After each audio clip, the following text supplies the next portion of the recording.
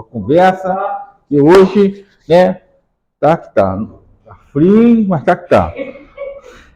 Bom, então vamos lá. Só para a gente estar aqui. Estou aqui na folha aqui, tá? Nós vimos então que cada um relata um detalhe importante do fato.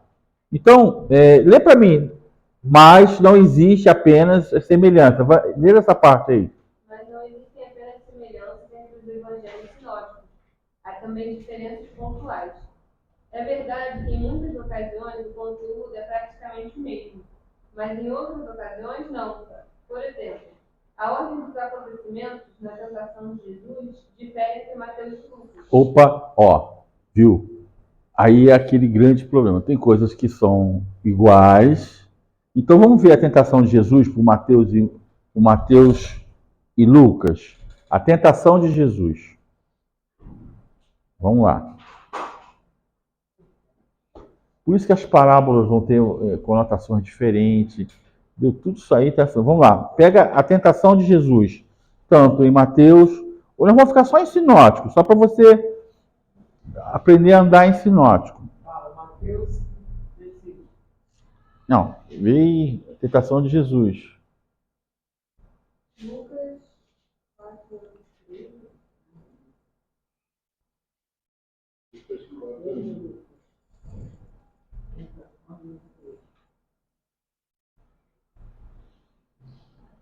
Vamos lá. Pode ler alguém? Tentação de Jesus em Mateus e Lucas. Vamos lá.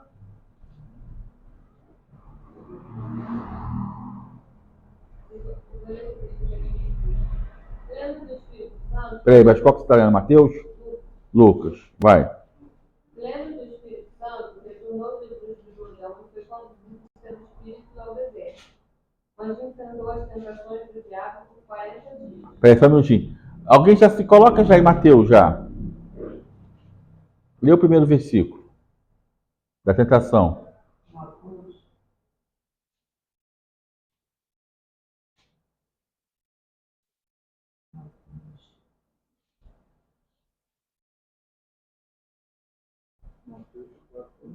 Oi? Mateus 4:1. Então lê, por favor.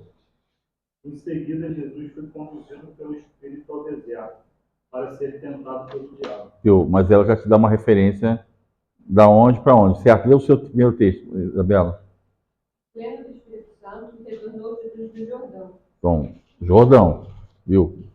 Continua o seu, Isabela. Você continua aí, por favor. Vai. Onde enfrentou as tentações do diabo por 40 dias. Durante todos esses dias não comeu nada. Peraí. Como é que está o seu? Depois de passar 40 dias e 40 noites sem comer, teve fome. Vai, Isabela. E ao fim desse período estava faminto. Indagou-lhe então o diabo: se tu és o filho de Deus, ordena que esta pedra se transforme em pão. Vai o seu. O tentador veio e disse: se você é o filho de Deus, ordene que as pedras se transformem em pão. Então, você vê que vai. Mas Jesus lhe contestou: está escrito, nem só de pão viverá o ser humano. Jesus, porém, respondeu: as Escrituras dizem, uma pessoa não vive só de pão, mas de toda palavra que vem da boca de Deus. Viu que tem umas diferençazinhas. Vai. Então o diabo o levou a um lugar muito alto e lhe mostrou, em uma fração de tempo, todos os reinos do mundo. Peraí, fração de tempo, vai. Então o diabo levou a cidade santa. Peraí. Então, ele leva para onde? Cidade Santa? Você falou de Jerusalém, Isabel? Não, fala todos os reinos do mundo. Você fala onde? Até o ponto mais alto do tempo. Ué. Agora você está falando. Você está onde? O seu texto, Jesus está onde? Na Cidade Santa. Fala alguma coisa? É um lugar muito alto que mostrou em uma fração de tempo todos os reinos do mundo. Você viu a diferença? Um está falando, dá a entender que ele está no deserto. Não é assim a passagem? Sim ou não? Sim. Jesus está no deserto, mas você reparou que agora tem uma informação diferente aí. Ele leva ele do deserto para onde? Ele continua no deserto. Mas agora ele está levando aonde? Cidade Santa. Qual é a cidade santa? Por que ele não falou? Aí a pergunta, agora, Bião, agora a pergunta. Ele foi levado, ele está no deserto, no monte ou em Jerusalém? Ele está no deserto. Não, ele está em cima de um monte de deserto, num ponto mais alto do mundo, ou ele está em Jerusalém? Ele está no lugar deserto, mais alto do mundo. Ou esses dois lugares, o monte do deserto, era em Jerusalém. Viu que começa agora, você começa a formular ideias? Espera aí. Ele sai do deserto, você fala que ele vai levar para um monte, certo? Mas não falou qual monte. Mas ele fala qual monte? Monte Sião. Por quê? O templo está em Sião. Viu? Continua. Não fala essa cara, não. O negócio é estreito, porque vai. E me propôs: eu te darei todo o poder sobre eles, e toda a glória destes reinos, porque me foram entregues e tenho autoridade para doá-los a quem eu bem entender. Seu. E disse: se você é filho de Deus, salte aqui, pois as Escrituras dizem: ele ordenará a seus anjos que o protejam. Eles o sustentarão com as mãos para que não machuque o Peraí. pé em alguma pedra. Você falou alguma coisa diferente. Não, peraí. Quer ver? Você não prestar atenção, não? Quer ver? Ó, presta atenção. Repete o seu, Isabela. Eu não sei. Ó. Só para localizar, outras partes. E me propôs: eu te darei todo o poder sobre eles, e toda a glória destes reinos, porque me foram entregues e tenho autoridade para doá-los a quem eu bem entender. Continua? Então, o que Satanás está nesse ponto? Ele está falando o quê? Para ele adorar. O seu fala o quê? Soltar. Se você é o filho de Deus, salte daqui, pois as Escrituras dizem: ele ordenará a seus anjos que o protejam. Você sentiu que a ordem mudou? O outro está no 9 e 10. Percebeu ou não perceberam a diferença? Um está falando de adoração, o outro de tentação. Beleza? Vai o seu, Isabela, ó. Portanto, se prostrado me adorares, tudo isso será teu. Contudo, Jesus lhe afirmou: está escrito ao Senhor teu Deus: adorarás e só a ele darás tudo. Vai lá, como é que está o seu? Jesus respondeu: as Escrituras também dizem: não ponha à prova o Senhor, seu Deus. Você reparou que a ordem foi mudada? Totalmente diferente. Viu? Você percebeu?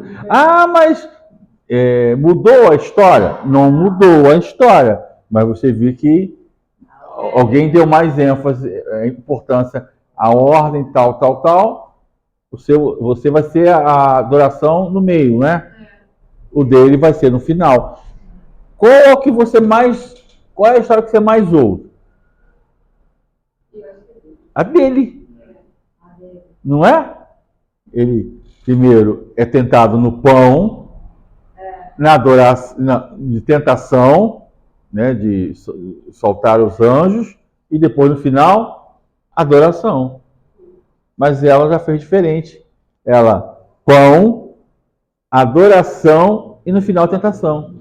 Aí a pergunta, viu, mudou a história em si? Não, continua sendo tentado em 3 partes. Mas as ordens são diferentes. Claro, por exemplo, aqui em Mateus, né, o sermão. Oi? Ele fala no final, depois que ele fala que não põe a prova o Senhor, seu Deus, ele fala a parte que ela leu. Em seguida, o diabo levou até um monte muito alto e lhe mostrou todos os reinos do mundo e sua glória. Me darei tudo isto, declarou. Basta de olhar-se e adorar a mim.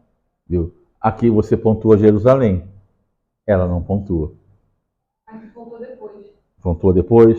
Mas está bem mais embaixo. Quando fala, não pontua tanto também. Ó. Depois, aqui fala: portanto, se prostrar e me adorar, tudo isso será teu. Contudo, Jesus lhe afirmou: está escrito ao Senhor teu Deus: adorarás e só a ele darás tudo. Aí o 9. Em seguida, o diabo levou para Jerusalém. Ó, E viu? colocou sobre a parte mais alta do templo e o desafiou. Se tu és o filho de Deus, lança-te daqui para baixo. Então, peraí, você percebeu que Jesus está sendo arremessado do templo para o chão? Ou não? Ou você nunca tinha percebido isso? Qual a sua ideia dessa história? Seja sincero na sua cabeça. Se atire daqui até o chão. Os anjos vão te dar ordem. Você dará ordem, os anjos não deixarão você cair. Você alguma vez conseguiu visualizar que é do templo? Seja sincero comigo. O que a gente pensa? O que a gente vê nas figuras, nos desenhos? Dá a entender que ele está num penhasco e vai se atirar. Sim ou não? Mas agora você viu aqui, opa, ué, o templo, o que ele está tirando? Ele está no cume do templo, na ponta, e se atirando para fora.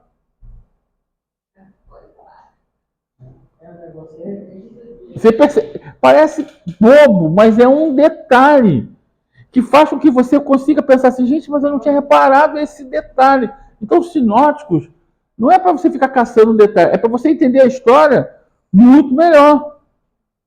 Agora sim, eu entendi que tem o tempo, a ordem tão alterada. Saber que é diferente, né?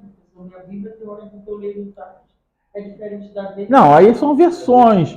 Mas o que eu estou falando é o seguinte: o sinótico ele traz também essa facilidade, mas também te faz algumas perguntas. Mas que na história? Qual foi o diálogo? Quem falou o que primeiro? Aí agora vamos entender querigma. O que é o querigma? Tenta imaginar uma cebola. Quando você compra aquela cebola lá no sacolão, eu não compra coisa no sacolão, só eu que compro. Também.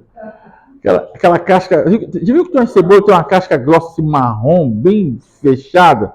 Você faz até chá com aquilo, tá? Tudo bem, mas vem cá. Você come aquilo, o que você faz? Você tira aquela casca grossa, aí depois aquela próxima casca, você também ainda tira aquela casca grossa, ainda que não vai, né?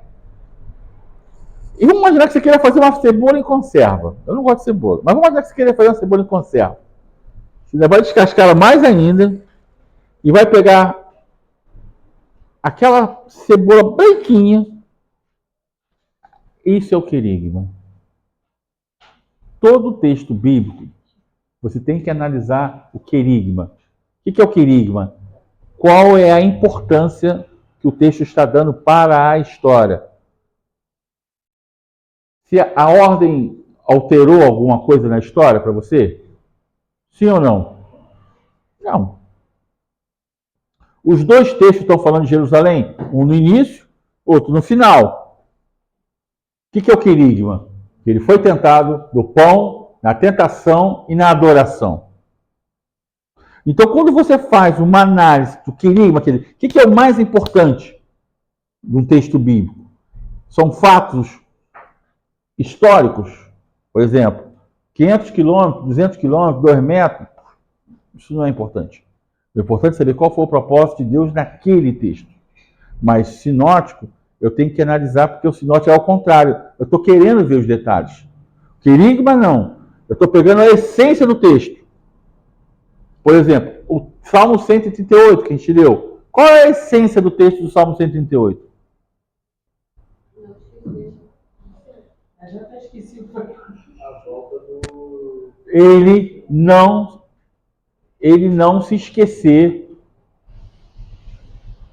da sua terra natal, da sua adoração. Ele não se esqueceu da onde ele veio. Não importa onde eu esteja, com quem eu esteja, que estejam falando, eu não vou esquecer de ti. Essa é a essência do Salmo. Não importa se vão zombando de mim, se eu estou cativo, se eu sou escravo, não importa, eu não vou esquecer de ti. Porque é muito fácil a gente festejar, fazer as coisas com dinheiro no bolso, com saúde. Tira isso aí, só tirar dinheiro de saúde já dá ruim. Nossa, velho, você só pensa, já fica cheio de caramiola na cabeça. Não é o texto, não é a aula, né? Mas vamos pensar. Daniel, ele está vivendo com quem? Daniel, ele está onde? Na Babilônia. Acha o texto de Daniel na cova dos leões. Rapidinho, só para a gente fazer uma coisa. Rapidinho. Ele está no palácio, não está? Achou? Quando ele é jogado na cova dos leões, depois alguém vai resgatar lá? Vai lá, pega aí, tem que ser rápido, tem que ser rápido. Tem que ser rápido. No celular que é rápido. Em seguida, o rei ordenou que prendesse os homens. É, Em seguida, o rei ordenou que prendessem os homens que haviam acusado Daniel. Ordenou que fossem lançados na cova dos leões, junto com suas esposas e filhos. Os leões atacaram. Peraí. Ó, ela tá rindo, ela já entendeu. Um monte de coisa pra mim, Ó, peraí. Quem foi jogado, aqueles que acusaram Daniel, foi lançado quem?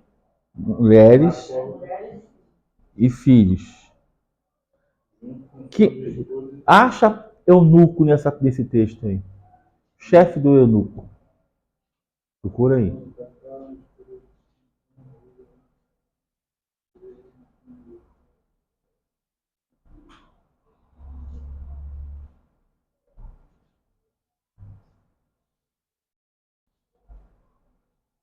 Chefe do grupo. Achou? Vão então nos três que são lançados na fornalha. Você viu então que eles são lançados mulheres e filhos. Ok? Na fornalha. Vai na fornalha. Acha eunuco.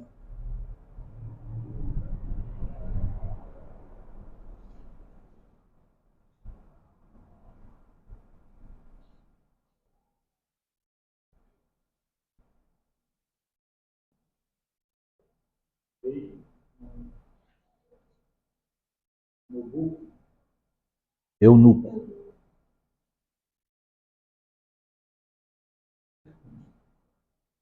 Procura tanto na fornalha quanto na cova dos leões. Eunuco. Fica você na cova dos leões. Procura eunuco.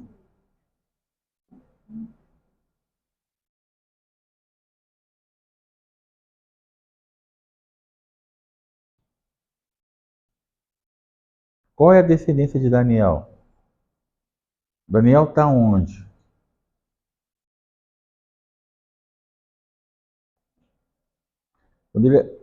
Quando ele é retirado, os três são retirados. Vê aí a passagem quando os três são retirados. Quem está presente nessa retirada dos três? Da fornalha.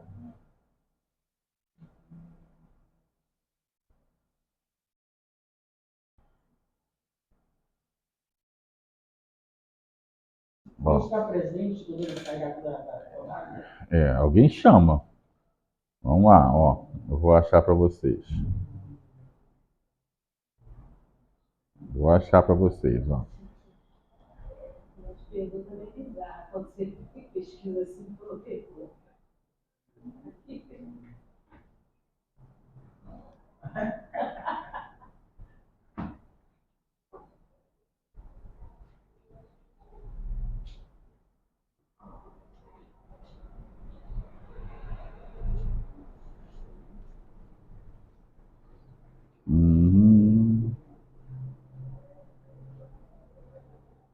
Na cova dos leões? Vai. Vê se você vai achar quem lança. Reparou que levou, quando lançou, as pessoas que o acusaram levantou mulheres e filhos. Não sei.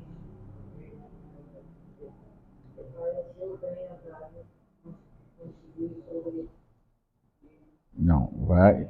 Vamos lá.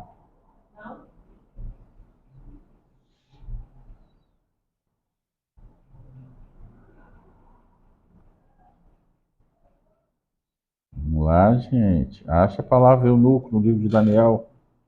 Ó. Eunuco. Eunuco.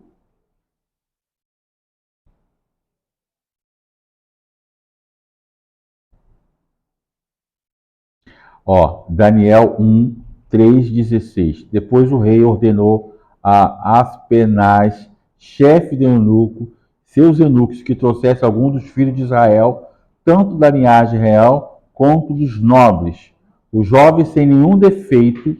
Reparou que todo o tempo tem um eunuco, o chefe dos eunucos. Quem está cuidando de Daniel? Um eunuco. Daniel está trabalhando aonde? No palácio.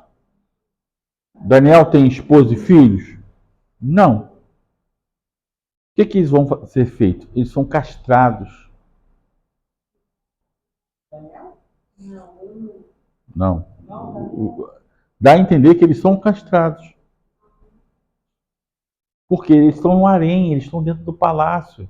No palácio só pode estar quem é castrado. Porque senão ele vai se misturar com as mulheres do palácio. Você tem que entender a história. Isso que eu estou falando, você tem que fazer uma análise, usar o contexto cultural. Então dá a entender que ele também é eunuco, viu? É o chefe de eunuco que pega, é o chefe do eunuco que lança. Então é isso que a gente tem que entender. Quem está tomando conta de Daniel é um eunuco. Aí você vai, eu vou afirmar que ele é eunuco? Não, eu não posso afirmá-lo que ele é eunuco. Mas todas as referências me dão a entender que ele também é eunuco, porque não lança suas mulheres e seus filhos. Olha só, se foi lançado na cova dos leões, não foi isso que você falou? Não foi lançado mulheres e filhos, por que não lançou ele? As mulheres e filhos dele? Só foi ele. Viu? Então, quando você lê um texto, tente pegar uma referência dos seus textos. Tente examinar as referências, para você não ficar totalmente perdido. Então, nos sinóticos, você está vendo detalhes. Mas o que é o querigma? É você pegar a essência. Querigma seria diferente de sinóticos. Sinóticos são detalhes. 300 metros, 400 metros, tanto dia depois da Páscoa. Isso são detalhes. Mas o querigma já é o contrário. É o saber assim, qual é a essência desse texto? Eu tenho que, como teólogo, fazer uma análise do Novo Testamento e entender o seguinte. Primeiro, eles são testemunhas oculares do fato? Não. Usaram fontes. Que fonte? Popular. Um puxou de um livro, outro puxou do outro, foi puxando. E foi criando essa coxa de retalho. Por isso que João, quando ele vai escrever, isso já está todo montado para ele. Vamos lá. João sofre cultura grega? Sim. Cultura romana? Sim. Judaica? Sim. Olha só. E o verbo se fez? Não é a mesma proposição que Paulo está falando? Em carne. Reparou Jesus quando vai fazer a cura do paralítico? Humano. Filho do homem, quer dizer, humanamente falando. Então, por isso que eles vão lançar. Jesus é acusado de quê? Tem a acusação de Jesus. Qual é a acusação de Jesus? Mas qual era a blasfêmia? Blasfemar é fazer um monte de coisa. Mas qual era a blasfêmia? Oi? Tá, beleza. Guarda essa. Mas por que se passar por Deus? Porque ele perdoava pecados. Não pelos milagres. Gente, vamos pensar. Agora todo mundo agora é romano, ó. Todo mundo somos romano. Todo mundo é romano. Vamos lá. Um camarada que cura paralítico, cego, coxo. É uma boa pessoa? Nós vamos pensar. Era um bom negócio? Era bom para a sociedade? Sim ou não? Sim, gente. O cara tá curando, então o cara é paralítico, cura. O cara morreu, cura. Cura. Não é um bom? O que Pilatos fala? Não vejo mal nesse homem. Por quê? Ele cura. Melhor que o hospital. Melhor que tudo, ele cura. Ó, pra que eu vou... Eu não consigo ver problema no homem que cura. Gente, tenta imaginar. Vamos pensar, você está com problema, alguém vai e cura sua dor. Cura sua enfermidade, porra. Vamos lá, você não vai agradecê-lo? Sim. Mas vamos lá. Agora eu sou judeu. O que é mais importante? Eu falar, toma tua cama e anda, ou perdoados estão teus pecados? Para um judeu. Eu acho que pega a tua cama. Isso que ele questiona. O que é mais? O que você quer que eu fale? O que eu fale? Cama caminhando ou estou perdoado dos pecados? O filho do homem pode perdoar pecado. Como é que é? Por isso que ele falou, blasfêmia! Entendeu? E a gente sabe que foi um judeu. Por que sabe que foi um judeu? Porque eles têm senhores, lembra do seu texto? Senhores da lei e fariseu. Quem estava ligado ao povo? A aula passada. Eu falei na aula passada. Quem estava ligado ao povo, o tempo todo agarrado com o povo? O fariseu. Então o fariseu vai falar o seguinte, blasfêmia, esse cara está blasfemando. Que negócio é esse que cura pecado? Quem é você para curar pecado? Tu não é Deus. Ele fala, o ser humano, o filho humano de Deus, olha que doido, cura pecado. E perdoa pecado. É forte? Então por isso que quando a gente vê os milagres de Jesus, são os milagres que você e eu podemos fazer. Ah, que isso, eu não consigo multiplicar pão e peixe, não. Você não consegue, mas a igreja de Jesus não consegue? Quantos milagres a igreja de Jesus já fez? Vamos entender a igreja em si, a história da igreja. Já viu, acho que tem um livro, não sei se é um do Testemunho, Traficante de Bíblia, já viu isso? Que o soldado não consegue ver as Bíblias lá na Rússia. Depois eu vou pegar a história. O cara é parado traficando Bíblia. E não podia andar com Bíblia lá. Ele botou um monte de Bíblia no carro. Chegou na hora, foi parado pela polícia. Ele deu ruim. Que ele não veja as Bíblias. O cara abriu um monte de melancia aqui, sei lá o que. Ele pegou e foi embora. Era cheio de Bíblia. Meu Deus do céu.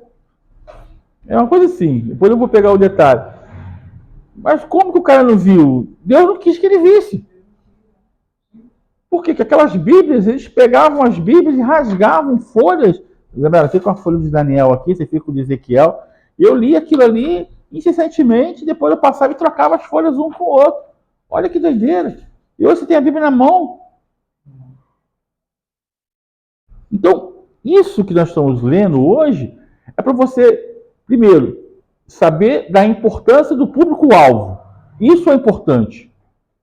Porque na próxima aula, eu já vou focar em Mateus e Marcos. Na próxima aula, já vou focar nos dois livros, assim, não mais como sinótico. Ver mesmo a mensagem que está contida dentro desses livros. Aí agora eu vou focar o livro. Primeiro eu foquei o contexto histórico, sócio-religioso, sociocultural da Judéia. Falei qual foi a família complicada? Quem teve a curiosidade de dar uma lida nos Macabeus, alguma coisa? Passou pelo menos o olho no Macabeu. Nem olhou, Matatias passou, né? Tá vendo? Então eu posso pegar mais. Então, viu, essa família foi importante. Então dá uma olhada no livro de Macabeus, Macabeu 1 e 2, dá uma folheada, assim, só os tópicos, só assim, pega assim os pontos principais de Macabeus, você vai ver que tem uma guerra, você vai ver que essa família faz a purificação do templo. A guerra judaica é a guerra mais sangrenta da antiguidade, mais de 10 milhões de pessoas morreram, muita gente morre nessa brincadeira aí. Essa guerra foi sinistra, beleza. Mas agora, os evangelhos estão sendo escritos dentro de uma tensão muito forte. Viu? Toda hora que Jesus está escrevendo o texto dos evangelhos, você vê que tem um fariseu questionando. Vamos lá. Divórcio. Vamos falar de divórcio. Pode-se dar divórcio? Existem duas escolas de divórcio. Não olha com essa cara. Uma escola por traição. Errava, bota para casa do seu pai. Mas, olha que doideira. A outra, o cara olhava para casa da mulher, ele não dava carta de divórcio para ela. Essa era a maior covardia que ele fazia para a mulher. Ele chegava para a mulher e falava assim, mete o pé, mas não vou te dar carta de divórcio. Com isso, ela não pode mais viver a vida dela. Você entendeu a maldade? Entendeu a sagacidade do cara? Pegou uma chapinha assim de refrigerante, jogou no chão, pega ali pra mim. Vá, mete o pé. Ele não, olha, a Bíblia é machista. Não dava carta de divórcio. Essa mulher poderia casar? Poderia fazer essas coisas? Não. Estava presa ao homem. É isso que Romanos está falando. Está presa à lei, ao homem. Sem carta de divórcio. O que essa mulher vai fazer? Vai mendigar. Pelo que ninguém, né? O que Jesus questiona sobre o divórcio? Porque as duas escolas de divórcio estão sendo colocadas à prova. Do neto de Gamaliel e a outra escola de Miliel. O que ele vai fazer? O seu coração que é duro. É dureza do seu coração. É salvífico? Não estou falando de salvação. Seu coração é duro. Você não consegue entender isso. Viu como o tempo todo os fariseus estão tentando pegar Jesus em algum ponto da lei? Porque se Jesus fala o seguinte, não, pela lei de Moisés pode sim, por esse motivo. Aí o outro não pode? O outro está errado? São duas escolas judaicas. É a mesma coisa se eu chegasse falando mal de uma escola para uma outra escola. Eles estavam querendo pegar Jesus sempre em algum ponto onde Jesus teria que tomar uma decisão. E todas as decisões que Jesus vai tomar sempre está baseado da moeda. Não é uma pegadinha? Convém que você pague o tributo? E aí? É necessário pagar imposto de renda, gente? Fala a verdade. Leão, né? Só a graça, né, velho? Leão me morde assim, mordeu assim. Nossa, o leão morde a gente assim, sai assim. Para tomar da boca desse bicho é complicado, né? Mas aí, você não vai pagar os seus impostos? Você não é cidadão da terra? Aí olha o problema. É o que os evangelhos vão mostrar. Jesus chega e fala assim, César é de César, que é de Deus. Mas na hora de pagar o imposto, Jesus também não pagou o imposto? Pega aí, Pedro, pega um peixe lá, pega um peixe, abre a boca do peixe, tem uma moeda que, pronto, paga no imposto. Ué, mas como é que ele achou o peixe com a moeda dentro da barriga? Que ele é Deus, não é Gilson. Tá entendendo? Então ele quis mostrar o seguinte, mas aí que está. Os evangélicos vão mostrar a ética dentro da religião. Coisa que está faltando hoje, a ética. Jesus é muito mais ético do que espiritual. Olha do milagre, olha a cura dos paralíticos. Do rapaz lá, dos 4 lá. Muita fé. Viu? Eles não falaram, os fariseus não falaram. Jesus reconheceu o quê? O coração deles. É por isso que aquele texto tipo assim, triturando entre lá. O que é mais fácil? Eu estar perdoado os teus pecados ou levanta da caminhando? O que é mais fácil falar? Resposta para os dois lados. Para um judeu, pega a tua cama e anda. Mas para um romano, perdoado os teus pecados. Escolhe o que você quer. Então é isso que nós temos que entender. A influência grega nesse cenário, gente. Aquela aula lá atrás mostra como que Jesus está vivendo um cenário dividido, um judaísmo fracionado, um judaísmo legalista, e cada um puxando sardinha para um lado, cada um puxando a força para um lado, e Jesus está sempre mostrando quem é mais importante, o homem ou o sábado? Quem é mais importante? Você ou o sábado? Aí vamos pegar o legalismo. Não é assim que algumas igrejas trabalham? Não posso nem cozinhar aos sábados. Eu estava vendo aquela Israel com a Aline, tem McDonald's kosher em Israel. Eu estava vendo, achei interessante. Aí ela falou assim, não, esse McDonald's não trabalha aos sábados. Esse não pode, esse kosher não. O outro. Aí ela mostrando os sanduíches, eu olhando assim, falei, gente, deve ser muito doido. Sanduíche de abacaxi, ao invés de ser carne, abacaxi, uma carne tipo uma soja, porque não pode ter carne e leite. Então, os McDonald's kosher é todo baseado dentro da cultura judaica. Mas do outro lado da rua, tanto que ele é azul. O McDonald's geralmente é amarelo e vermelho, né? As letras amarelas, tanto que ele é azul. Aí, o outro McDonald's na frente já é amarelo e vermelho. Esse aqui. Aí ela fala assim, esse aqui trabalhou de sábado. Ele não é kosher. Viu? Uma visão judaica. Vamos pegar em Pesach agora, feriados de Pesach. É a mesma coisa, são dois feriados completamente diferentes. Só você que não entendeu a brincadeira. Você não pode comer nenhum pão fermentado nessa fase desse feriado. Você sabia disso? Você comeu algum pãozinho lá? Quem comeu pão? Ué, pão é fermentado. Tá, mas tem fermento. Você não pode comer nada fermentado. Eles estão comemorando o feriado desde lá de trás. Vai ficar 1 semana, 2 semanas comemorando o feriado. Não vão comer pão nenhum.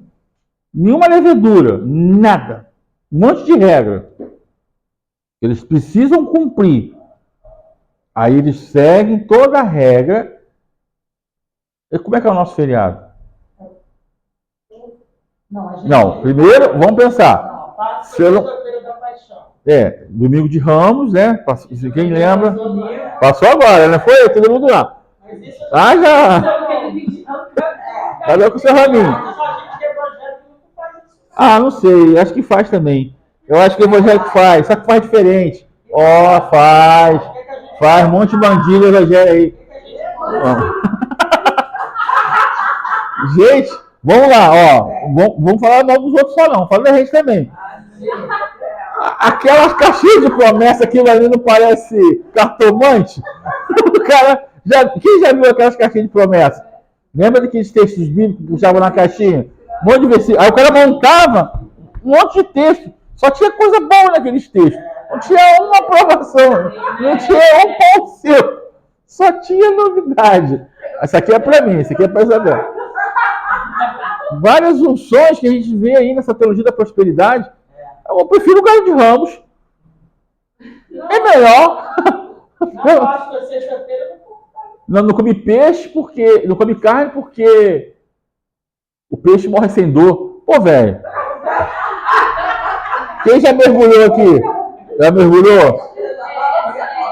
Já mergulhou? Quem já teve a experiência de se afogar? Princípio de afogamento. é horrível. É o peixe sentindo ao contrário, velho. Como é que não tem dor? Você fica uns 4 dias pensando naquela água.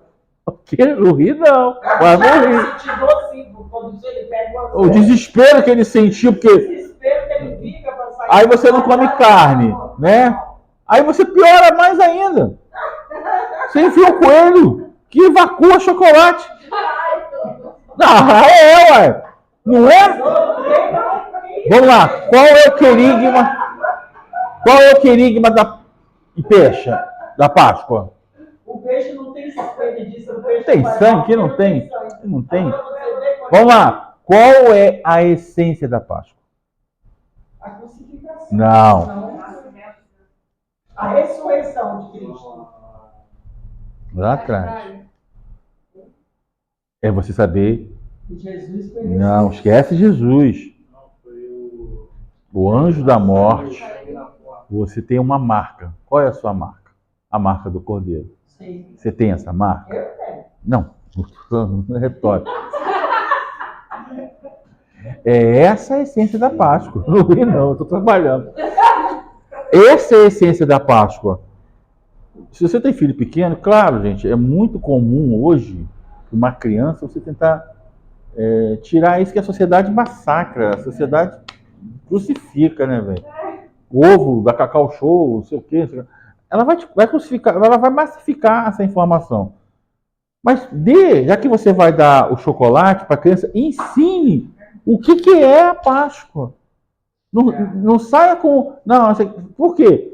Para ele entender que a Páscoa, o chocolate é só para ele comer aquilo ali, porque é até maldade para uma criança que vai gerar um problema sério também. Por que eu não ganhei o chocolate? Ele quer saber de ovo, ele quer saber de chocolate. Sim. Mas se você gera um conhecimento para ele, É muito mais importante você ensinar, olha só, a Páscoa é assim, assim, todo dia chocado por causa disso, mas é isso, assim, assim, assim. Por quê? Você tem a marca do cordeiro, porque se você não tiver, você fica. Essa é a essência. E vai ficar com ovo na mão, com cacau show e tudo mais. Vai pro inferno. Desculpa falar. Mas aí eu te pergunto, não ri não. Você tá rindo. O que é mais importante? Você sair com... Vamos lá. Você sai lá. Domingo... Aí tá os católicos com o domingo de Ramos. Desculpa, eu já fui católico. Já foi católico, gente. Também já fui. Você sai com o domingo de Ramos. Foi lá. Aí veio o evangélico fazendo um monte de crendice também. Eu estava lá em Rio Bonito. Vou contar minha vida, agora é rápido. Uma quermesse católica. Eu era amigo do padre lá de Rio Bonito. A gente era amigo. Trocava altas ideias. Oi? Católico, né? Quem? Você. Se eu sou católico? Você foi. Ah, foi um monte de coisa. Ai, Jesus. Eu e o padre, a gente se dava muito bem, a gente trocava altas ideias, altos papos. Eu e o padre Rio Bonito, gente boa pra caramba. Na hora de ir embora, tava tendo uma quermesse aí, vai ter uns sorteios aqui, vai ter não sei o que, não sei o que lá, blá, blá, blá. Aí eu passei assim, poxa, eu vou, né, o cara vem aqui, fica eu e ele batendo papo, conversando de Bíblia, o tempo todo, batendo altos papos. Fui lá e comprei um pastel. Ah, você vai comprar um pastel? Eu pensei...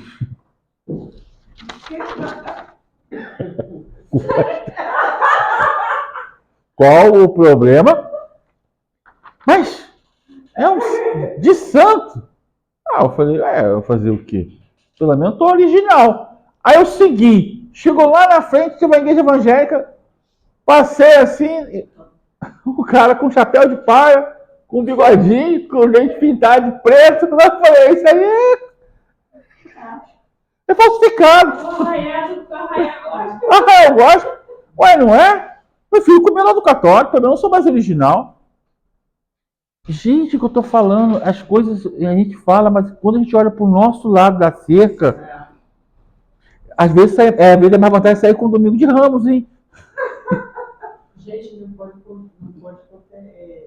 É isso que eu tô falando, porque... Não vai céu, né? Mas a gente fala dos católicos, mas vamos lá, o que tinha na arca? Quer ver? Vamos quebrar os católicos agora. Vou quebrar vocês agora, evangélica. Agora não, vou defender os católicos. Não, agora eu vou defender meus amigos. Vou defendê-los. Não, agora eu vou defender meus amigos católicos. Você fala que eu adoro imagem. O que tem na arca? Não é uma imagem? Olha só o tabernáculo. Abre na tua internet. Vai ver um monte de anjo desenhado lá. Não, tem 2 anos. No propiciatório. Na tampa.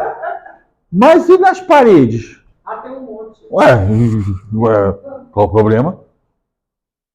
Mas eram adoráveis?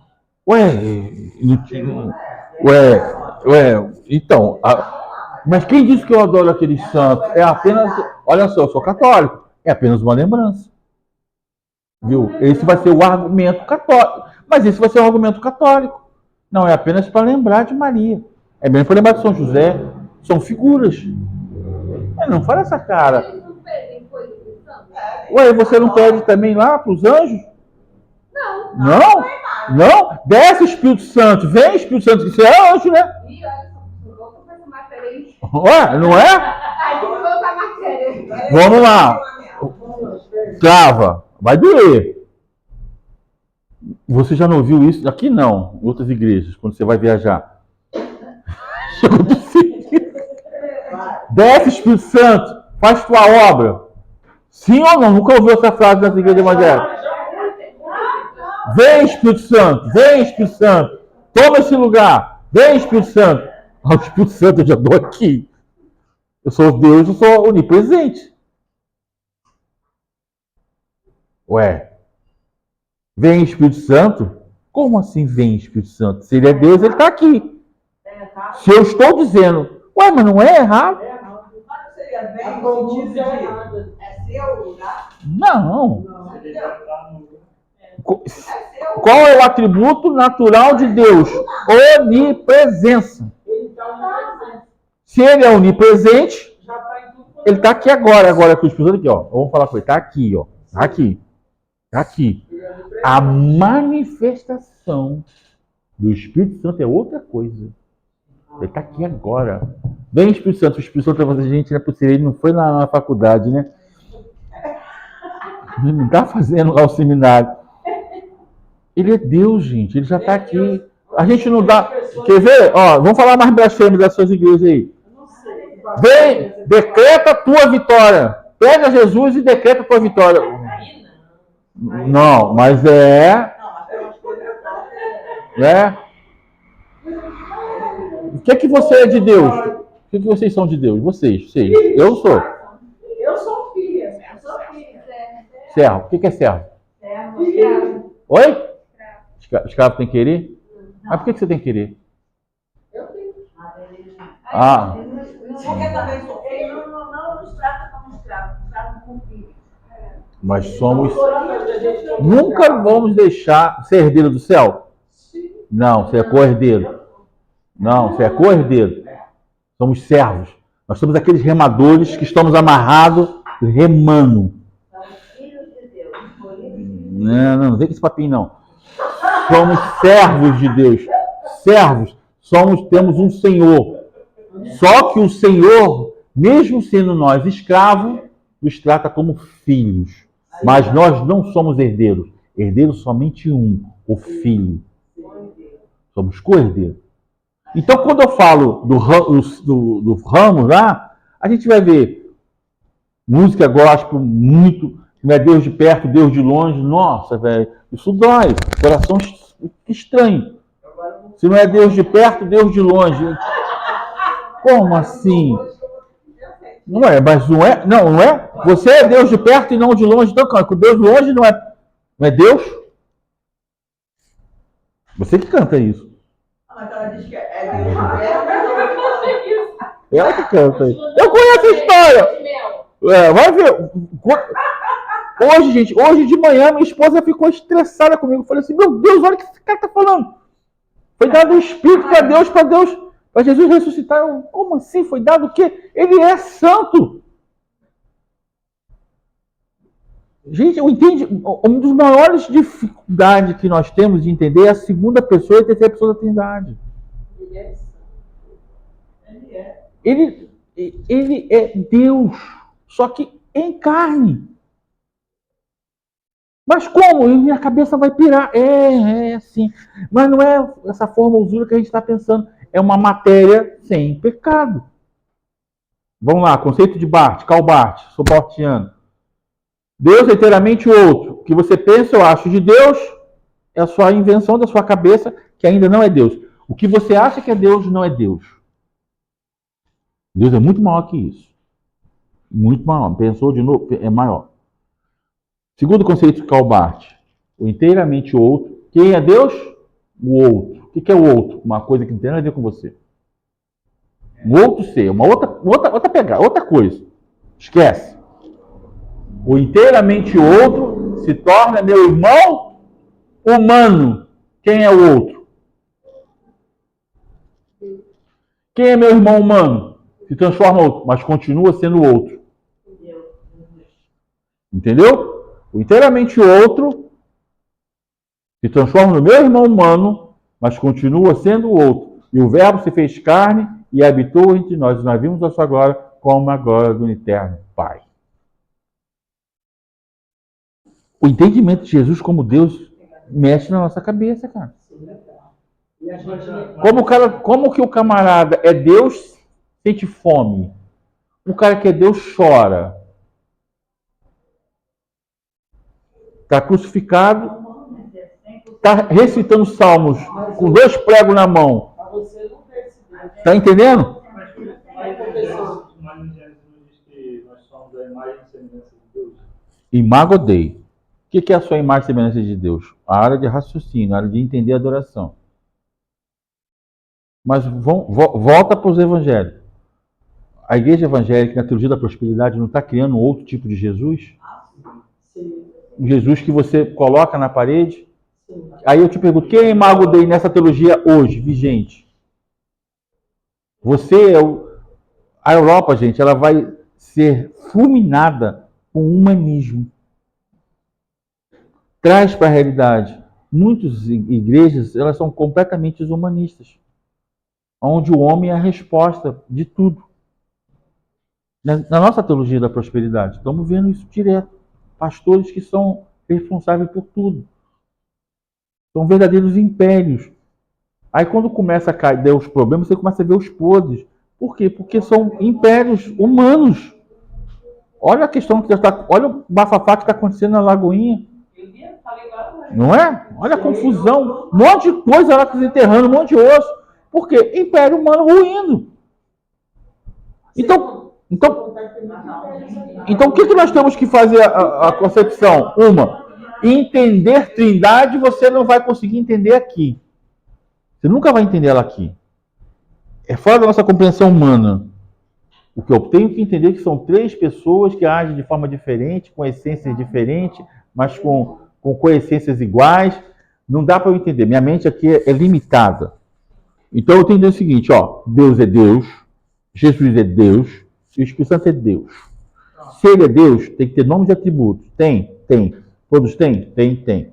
Agora, o Espírito Santo como Deus, a igreja evangélica, canela de fogo, reteté de Jeová. Vamos ver o que significa reteté, velho. Caramba, velho. Reteté de... Cara, tem termos de macumba, termos afro. Os caras falam um negócio. Porque parece que é um ato de espiritualidade. Aonde você vai ver isso? Dentro do culto judaico ou da igreja primitiva. Como nós estamos vendo hoje. Loucuras, coisas loucas, são coisas humanas de cabeça de homem. Cultos que são loucos. Tá na hora? Rapidinho. Eu tocava saxofone, já contei essa história. E eu fui tocar não sei aonde, que eu não precisa nem saber, né? Tem detalhe? Não, é sério, isso é verdade. Aí, na igreja, lá teve um rebuliço entre eles lá. E saxofone tem um suporte, então ele é muito frágil. Se ele cair de algum lado, ele pode quebrar as teclas. E aí eu deixava meu saxofone assim, e lá o pastor teve um som do leão, velho. Ficou quatro assim. Eu olhei aquilo e falei, isso vai começar um monte de gente rodar aqui, vai bater um pé aqui, vai jogar meu saxofone lá longe. E o cara veio assim de quatro, assim, eu olhando aquilo, pensando assim, o que eu tô fazendo aqui? E não, é hora de eu ter que guardar. Fui pegando o saxofone, fui desmontando, fui botando dentro do case, falei assim, vai começar a rodar um monte de gente aqui, alguém vai dar um tapa no saxofone e vai voar longe. Você vai desmontar o saxofone agora? Eu tô louco ficar num lugar desse. Daqui a pouco começou um rodar pé pra lá, um pé pra cá. Eu falei, falei pra vocês, o meu instrumento tá guardado. O culto ficou místico, cara. Aonde você vai ver isso na igreja primitiva? Aonde você vai ver isso lá atrás? Isso é uma coisa que foi trago em várias culturas que não são evangélicas. Para mostrar uma espiritualidade. Só é externar a fé. Você fica horrorizado porque você vê alguns cultos, você vê pastoras pregando como sainhas. Eu fui na. Não é falando não, mas eu fui. Já falou, já. Não estou falando não da onde eu fui. Mas eu vi uma pessoa que ficou horas morto, caindo. Então, aí a gente Aí para. O cara vai subindo na coluna da igreja, igual um sapo, cara. Vai subir na coluna, assim. Então, é porque o que é o emocional? Então, vamos entender aqui. Já quase que saímos da aula mesmo, né? A sua mente ela é muito perigosa. Se tiver aqui psicanalistas aqui, tem curso de psicanalistas aí, algumas faculdades evangélicas aí fazendo. Vai estudar. A sua mente, ela viaja muito rápido. Então você não pode deixar a sua mente sair voando assim. Então o que você tem que fazer? Opa, peraí, mente. Segura, calma a tua alma. Viu? Alma tem ouvido e boca. Cala-te, alma. Fica quieta aí, que agora é justo que está falando. Então, peraí. Então o que eu tenho que entender? Peraí. Quando começar a emoção chegar muito mais forte, eu tenho que ter o controle disso. O profeta controla o espírito. Então, o que eu tenho que fazer? Opa, isso aí é realmente necessário? Eu não estou aqui querendo saber do culto A, B e C. Eu estou falando o seguinte, até que ponto esses misticismo é grau de espiritualidade? Eu estava conversando com ela sobre minha filha. Eu estava numa igreja, o cara falou que só vai para o céu quem falar em línguas. Eu falei, então, estou no inferno. Falei, nossa, Camila, meu inglesinho, vovô viu a uva, não vai, a única coisa que você falar é um inglesinho básicozinho, técnico, necessário para viver. Porque falar em línguas eu não sei falar, não é o meu dom. Não é o meu dom pelo qual eu fui batizado pelo Espírito Santo. Qual é o meu dom? Ensino. Eu vou aula ontem, aula hoje, aula amanhã, se tiver quarta estou dando aula, se tiver quinta estou dando aula, sexta-feira não, minha religião não permite, mas direto em sala de aula. Por quê? Porque é um dom que Deus me deu. Amém. Então eu sei que eu sou batizado, não ensino. Eu consigo compreender os dons espirituais, não ensino. Mas não, eu não sei falar em línguas estranhas. Desculpa, decepcionei vocês? Desculpa. Mas não sei. Então eu não vou para o céu porque eu não sei falar em língua dos anjos. Não, ele está falando que eu não vou. O cara falou lá que eu não vou. Entendeu isso? Tá entendendo o que eu estou querendo falar? É misticismo. Onde o cara tira uma ideia dessa? E as pessoas falam amém. Você vai no culto, o cara começa a pregar. Blá, blá, blá. Isabela, olha aí. Aí a Isabela tá olhando. Aí ele já pula lá, elas duas já começam a gritar. Aí ele tá cantando, ela também começa a falar, profetizando. Vamos entender. Eu vim da onde eu vim. Na minha cabeça, eu tenho que entender o que ela tá falando. Eu estou prestando atenção nela. Não. Porque se ela falar assim, ó, todo mundo pro inferno que falar amém. Opa! Eu tenho que prestar atenção no que ela está falando. Eu tenho que ouvi-la. Eu concordo? Concordo. Né? O Espírito Santo faz a obra. Estou concordando, ó. Estou ouvindo ela aqui, ó. Olha o meu culto racional. Eu estou entendendo. Agora, começa ela a gritar, ele é pular, daqui a pouco. Da onde fala o amém final? Reparou? Não tem amém final? Até a hora que cansa. É igual parabéns, e vai. Eu me perco num culto desse. Por quê? Eu fui criado onde eu preciso ouvir a pessoa que está com a palavra, ordem e decência. O meu filho é assim, tem 18 anos. Não é? Ele, na igreja do pai, ele não consegue. Mãe, só tem maluco lá. Não dá. Gritando, Aí aqui ele consegue. Por quê? Ele Entende por quê? Você precisa ouvir o que as pessoas estão falando. Agora, então, um culto desse, eu fico perdido. Um dia minha esposa me levou lá, ela conhece a minha esposa. Vocês conhecem, ela conhece, já veio aqui. Aí vamos no culto. Eu falei, aonde? Para onde você vai me levar? Ah, você quer me convidou. Quando eu entrei, que eu olhei, vi um pandeiro na mão do garotinho, eu falei assim, tem certeza? Você não quer que eu venha aqui, depois venha aqui te buscar? Eu venho aqui te buscar. Sem crise, não tem problema. Não tá comigo, vamos lá comigo. Caramba, que situação desagradável, porque uma gritaiada, uma pula-pula, um bandeiro para lá, confusão. Eu falei assim, Jesus, eu só queria sair. Que culto que eu assisti? Nenhum. Por quê? É misticismo. Aí eu vou falar, volta domingo de Ramos. O que é mais vontade? É melhor sair com aquele pendãozinho de Ramos? Pelo menos estou lá. Jogo aquele negócio fora. Mas essas coisas ficam agarradas na tua cabeça. Não tem como tirar fora. Gente, o meu maior objetivo dentro dessas aulas é fazer com que você pense. Essa folha você vai ler. Então, o material aqui, ó, viu? Nem estou te cobrando, estou te dando isso aqui. Faço questão de te dar essas coisas. Você lê, você entender, está lá tanto no celular, tanto aqui. Eu quero que você pense. Sinótico não é para você sair atirando em tudo que vê. Sinótico tem regra. Você tem que olhar o público-alvo de cada livro. Sinótico tem público-alvo. E o público-alvo vai falar das importâncias. Da franja é um talite. Aquela mulher, botar a mão em um talite, você não tem ideia o balaio de gato que ela arrumaria. Ela era para ser morta. Se eu lembrar na próxima segunda-feira não tem aula não, né? Não, né? Não é feriado? Ah, mas vocês são evangélicos na Páscoa? Não. Segunda-feira não? Vai. Vai dar uma. Não, recesso.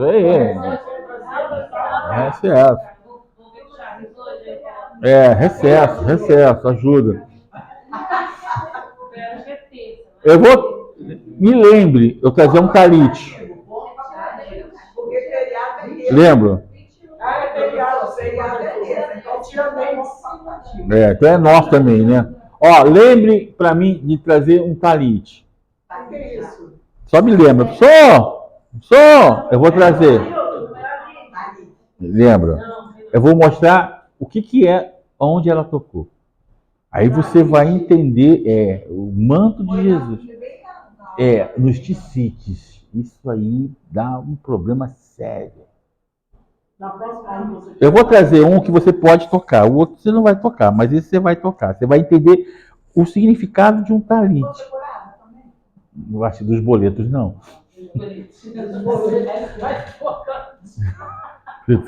Tocando com fé. Beleza? Então, olha só. Já tem hoje duas questões. Quais são as duas questões de hoje? Do Evangelho Sinótico. Sinótico. Qual a importância do Evangelho Sinótico? Vamos procurar. Semana que vem, não, semana que vem. Responde. Tranquilo? Tudo pronto os trabalhos. Não, outro.